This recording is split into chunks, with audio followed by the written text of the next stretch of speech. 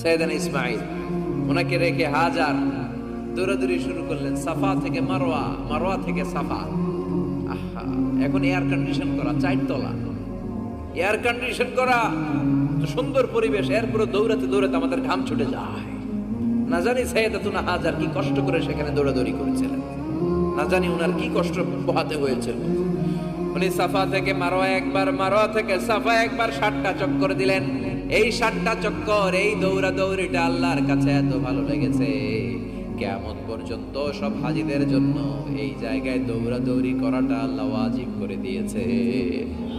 এটা না করলে আপনার হজই হবে না, এখানে দৌড়াদৌড়ি করা ওয়াজিব। দেখেন ওনার ওয়াইফের কাজ কত বরকতময়, উনি দৌড়াদৌড়ি করছেন, এখন আমাদের হজে যে দৌড়াদৌড়ি করা লাগে। সুবহানাল্লাহ পড়বেন না?